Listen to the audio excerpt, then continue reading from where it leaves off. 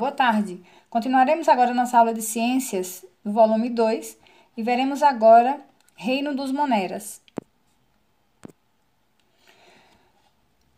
O Reino dos Moneras está na página 346, tá? No tema 3. E nós iniciaremos o estudo vendo alguns slides, tá? Para comentar tudo que aprenderemos nessas páginas do livro de vocês. Então, vamos lá. Há poucas décadas não se conheciam as diferenças entre arqueias e bactérias. E com o avanço das pesquisas, foi possível diferenciar esses dois tipos de seres procarióticos, que passaram a ser classificados em dois domínios diferentes, categorias taxonômicas superior a reino. Vamos começar falando sobre as bactérias. Sobre as bactérias, então aí tem 4 características principais. Elas são seres unicelulares, são seres procariontes, são seres que podem ser tanto autótrofas como heterótrofas, que produzem seu próprio alimento ou que não produzem seu próprio alimento. Reproduzem-se principalmente de forma assexuada ou por scissiparidade, que a gente vai ver isso daqui a pouco. Então, as bactérias elas são encontradas em diversos ambientes e elas podem ser parasitas ou podem ser de vida livre. Podem viver no solo, em água doce ou em água salgada, ou ainda em suspensão no ar, ou em associação com outros seres vivos. Há muitas bactérias vivendo no corpo humano. A gente está mostrando aqui, ó, nas imagens, vários tipos de bactérias, tá? Então, observe essas imagens. Elas se distribuem pelos diferentes tecidos e órgãos e muitas têm funções relevantes. No sistema digestório, por exemplo, há comunidades de bactérias que desempenham um papel fundamental na digestão de certos alimentos e também na regulação da função do intestino. As bactérias também se beneficiam de relações, pois se alimentam do que ingerimos ou do que secretamos. Então, aqui, vamos à próxima. As bactérias, elas se classificam de acordo com a forma. Elas podem ser do tipo coco, que é um formato esférico, bacilo, que tem um formato de bastão, espiroquetas em forma de hélice e vibrião em forma de vírgula.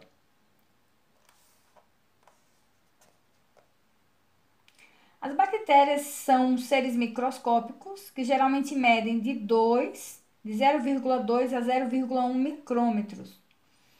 Elas podem viver isoladamente ou em grupos. Também podem constituir as colônias, que são os grupos de bactérias. E suas células podem apresentar diversas formas. Então, como nós vimos agora. Vamos à próxima imagem. Nessa imagem, dá uma noção em relação à classificação de bactérias em relação às formas. Então, aqui, ó, cocos em forma de esfera, bacilo em forma de bastão, parece até um salgadinho. Espiroqueta, ó, parece até um pedacinho de miojo, tá? Então, em espiral. E o vibrião em forma de vírgula. Vamos à próxima parte.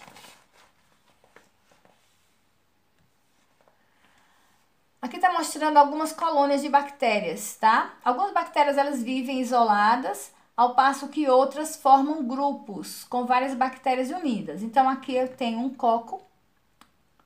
Se eu tenho 2 juntos, é diplococo. Aqui, estreptococo. Um bacilo, um vibrião, um espiroqueta, um espirilo, espiral, tá? Estafilococcus, que parece um cacho de uvas, e a sarcina. E aqui o streptobacilo, ó, eles se juntam dessa forma. Vamos à próxima imagem. Ó, aqui agora é com a imagem de microscópio, a sarcina, streptococcus, streptobacilo, diplococcus e estafilococcus. Depois a gente vai estudar algumas doenças que essas colônias de bactérias causam, tá? Então, vamos à próxima. Sobre a reprodução. A maioria das bactérias se reproduz pela divisão da bactéria-mãe em 2 bactérias filhas idênticas. Por meio desse processo, que a gente denomina de divisão binária, as bactérias podem se reproduzir rapidamente. E caso não existam limitações de alimento ou de outros recursos para seu desenvolvimento, elas continuam se dividindo. Em condições adequadas, uma única bactéria pode se dividir a cada 20 minutos. Assim, em menos de 24 horas, uma única bactéria pode originar mais de 7 bilhões de bactérias, que é o número aproximado da população humana, tá? Então, qual o processo de divisão? Aqui é a divisão por sessiparidade. Então, uma bactéria, digamos assim, adulta, tá? Em condições normais, com todos com que ela precisa para se desenvolver, ela tem uma divisão do núcleo, e depois que o núcleo se divide, ela também começa a dividir o tamanho, ela vai se duplicando até se transformar em duas. De duas, ela se transformará em 4, de 4 em 8 e por aí vai. Então, como falou, em menos de 24 horas, uma única bactéria consegue se tornar mais de 7 bilhões dentro de um organismo, tá? Então, vamos à próxima imagem. Sobre a reprodução sexuada para bactérias. Então, nesse caso, para as bactérias considera-se reprodução sexuada qualquer processo de transferência de fragmentos de DNA de uma célula para outra. Não tem bactéria macho, bactéria fêmea. Mas aqui a gente mostra esse processo de transferência de fragmentos de DNA. Então, aqui eu tenho uma bactéria com plasmídios e aqui o cromossomo bacteriano e uma bactéria sem plasmídios. Então, quando ocorre essa junção, que é a transferência de fragmentos de DNA, acontece também a duplicação, tá? E esses plasmídios tornam-se parte do genoma das células receptoras. Então, aqui acontece novamente o amadurecimento, digamos assim, e novamente a duplicação, tá? Então, geralmente se considera basicamente a reprodução assexuada. A cisparidade é o que é mais comum, tá? Mas essa transferência de fragmentos de DNA também ocorre. Vamos agora para a próxima parte. Como as bactérias se alimentam? A maioria é heterotrófica. As bactérias autotróficas realizam fotossíntese. Então, a heterotrófica que se alimenta de componentes do meio ambiente, tá? Já as autotróficas, elas fazem fotossíntese, elas produzem seu próprio alimento, como é o caso das cianobactérias, que são organismos unicelulares que vivem isolados ou em colônias, tá? E eles são fotossintetizantes. Agora vamos falar sobre outro tipo de bactéria. Vamos para a próxima imagem. Primeiro sobre a respiração. Algumas são aeróbias. O que significa isso? Usam oxigênio do ar na respiração. Outras são anaeróbias, que produzem energia por meio da fermentação. Processo muito importante para a indústria, para a produção de bebidas alcoólicas, iogurte, etc. Então, aqui eu tenho alimentos que nós temos no nosso dia a dia, que eles são produzidos pela fermentação de bactérias. São bactérias do bem, digamos assim. Não causam doenças, elas são benéficas para o funcionamento do intestino, tá? E a gente vai passar agora para a próxima imagem. Bactérias na natureza. As bactérias, elas podem ser decompositoras, tá? Muitas são decompositoras, se alimentam de organismos mortos ou de seus detritos, que é o organismo sapróbio. Então, elas também podem ser recicladoras da matéria, importantes para a continuidade da cadeia alimentar. E nessa imagem aqui dá para mostrar um pouco desse processo aqui, ó. Vamos observar, começando de baixo. Amônio do solo. Nutrição da bactéria, nutrificação por bactérias no solo. E aqui vai, ó, amonificação por bactérias no solo. E aqui tem uma cadeia. Bactérias de vida livre, bactérias simbióticas nos nódulos das raízes. Então, em todos os lugares tem bactéria. Por processos industriais, tá? Fixação do nitrogênio atmosférico, tecidos vegetais, síntese dos aminoácidos, tecidos animais, fezes e urina. Tudo isso vai produzindo bactéria é a decomposição por fungos e bactérias no organismo de tudo que acontece, de todos os elementos que caem no solo, tá? Desnitrificação por bactérias no solo. Então, aqui acontece o processo, todo o trabalho da bactéria no ecossistema, na natureza, tá? Então, aqui está mostrando, isso aqui vocês vão estudar mais especificamente quando estiverem no ensino médio, tá bom? Então, é só para vocês terem uma noção. Então, vamos para a próxima parte. As bactérias também têm relações alimentares. A primeira relação que a gente vai trabalhar é com mutualismo. Mutualismo é uma associação que beneficia os participantes da relação. Por exemplo, algumas bactérias que vivem no intestino humano. Elas vivem lá, se alimentam, se desenvolvem e nos beneficiam com o processo de digestão.